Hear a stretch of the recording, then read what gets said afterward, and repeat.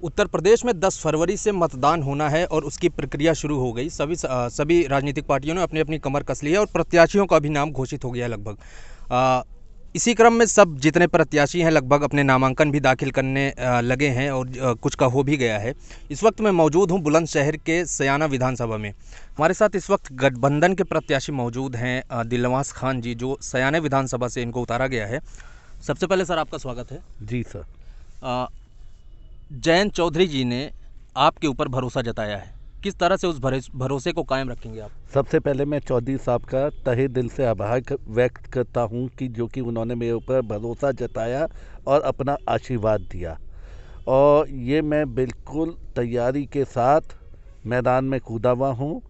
और ईश्वर ने चाहा, अल्लाह ने चाहा, 2022 में राष्ट्रीय लोकदल गठबंधन का उम्मीदवार सयाना विधानसभा क्षेत्र से विजयी होगा।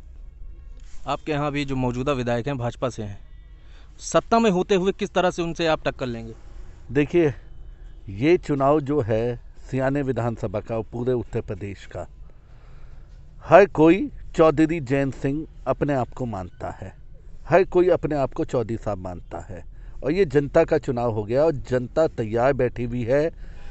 बेरोज़गार नौजवान तैयार बैठे हुए हैं, और जितने भी बेरोज़गार हैं वो घर पे बैठे हुए हैं। तो इस सरकार को हराने के लिए बेरोज़गार वोट की चोट देंगे। अच्छा, बेरोज़गारी का मुद्दा जो है आपने उठाया है, इसी क्रम में हम जोड़ते हुए आप क्या एजेंडा लेके उतरेंगे चुनाव में? हमारा एजेंडा है, जो हमारे चौधरी साहब का 22 संकल्प है, तब गठबंधन की सरकार आएगी तो जितने भी हमारे बेरोज़गार नौजवान हैं उन्हें 1 करोड़ नौकरियाँ मिलेंगी। और प्लस बहुत बड़ी सोच है हमारे चौधरी जयंत सिंह जी की, जो उनका विज़न है, जो अति पिछड़ा समाज है, दलित समाज है, उसका बच्चा कोई IIT पास करता है या कोई सा भी एग्ज़ाम पास करता है, तो चौधरी साहब ने अपने 22 संकल्प में ये कहा है कि वो बच्चा विश्व की 500 यूनिवर्सिटीज़ में कहीं पे भी उसका एडमिशन होता है तो पूरा का पूरा खर्चा राष्ट्रीय लोकदल का परिवार उठाएगा। तो ये सब मुद्दे आप उठा रहे हैं, जो आपका घोषणा पत्र 3 महीने पहले जारी हुआ था, लोग भूले नहीं अभी घोषणा पत्र? देखिए, हम चौधरी साहब के विज़न को सलाम करते हैं कि वो गरीब, किसान, मजदूर, बेरोज़गार नौजवान के लिए कितना सोचे हैं। और जो 22 संकल्प जो हमारा मैनिफेस्टो था, चौधरी साहब ने 3 महीने पहले घोषित किया था, तो हम लोग राष्ट्रीय लोकदल के छोटे छोटे कार्यकर्ताओं ने गांव-गांव जाके वो 22 संकल्प पहुंचा दिए हैं। और पूरे नौजवान, किसानों ने, गरीबों ने, मजदूरों ने वो 22 संकल्प पढ़ लिए हैं, और वो 22 संकल्प पढ़ लिए हैं और पूरी मजबूती के साथ जनता राष्ट्रीय लोकदल और गठबंधन के साथ है। अच्छा, एक चीज़ मैं आपके यहाँ लोकल से समझना चाहता हूँ, सयाना विधानसभा में जी कौन सी ऐसी दिक्कत परेशानी है लोगों में, खासकर बात करें या विकास का मुद्दा हो, कुछ भी हो, जिसको आप विधायक बनने के बाद दूर करना चाहते हैं? देखिए, सयाना विधानसभा का हर घर हमारा परिवार है। सयाना विधानसभा में तहसील कौन लेके आया? मेरे मरहूम वाले साहब इम्तियाज़ मोहम्मद खान साहब, पूर्व विधायक लेके आए। सयाना विधानसभा में नवोदय विद्यालय कौन लेके आया? मेरे मरहूम वालिद इम्तियाज़ मोहम्मद खान साहब लेके आए। सयाना विधानसभा में अस्पताल कौन लेके आया? मेरे मरहूम वालिद साहब इम्तियाज़ मोहम्मद खान साहब लेके आए। सयाना विधानसभा को फ्रूट बेल्ट किसने घोषित करवाया? मेरे पिताजी ने करवाया। तब मैं विधायक था तो मैंने सयाना विधानसभा में हिंदू भाइयों के लिए 4 करोड़ 52 लाख रुपए का पक्का गंगा घाट बनवाया, अनेक कार्य करवाए, 100 करोड़ की रोडें बनवाई।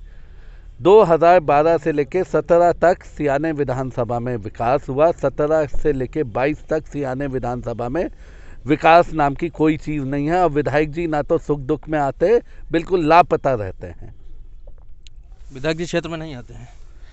विधायक जी क्षेत्र में तो मुझे दिखाई नहीं देते, और उनका जनता में बहुत ज़्यादा विरोध है। अच्छा, तो इसका फ़ायदा आप कैसे उठाएंगे? क्या रोड मैप तैयार किया है आपने? देखिए, हम फ़ायदा कुछ नहीं उठा रहे।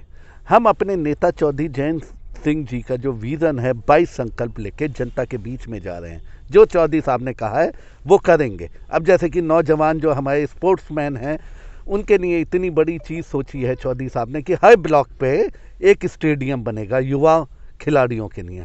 कितना, लेकिन हमारी भी ये प्राथमिकता रहेगी कि जैसे कि हर ब्लॉक पे डॉक्टर्स बैठें, ताकि कि ब्लॉक के जितने भी गांवों के पेशेंट्स हैं उन्हें बुलंदशहर ना आना पड़े, ब्लॉक पे अच्छे डॉक्टर्स बैठें, तब हमारी गठबंधन की सरकार आएगी। स्वास्थ्य सेवाओं पे भी पूरा जोर दिया जाएगा। चलिए, चलते चलते हम आपसे एक चीज़ और चाहते हैं कि आप क्या चाहते हैं, मतलब अपने जनता को क्या संदेश देना चाहते हैं आखिर में हमारे माध्यम से? मेरे नेता चौधरी जयंत सिंह जी ने सिर्फ एक बात बोली है, ना बटेंगे ना बटने देंगे, भाईचारा जिंदाबाद जिंदाबाद। हम भाईचारा के साथ चुनाव मैदान में लगे हुए हैं और भाईचारा जिंदाबाद रहेगा और चुनाव जीतेंगे।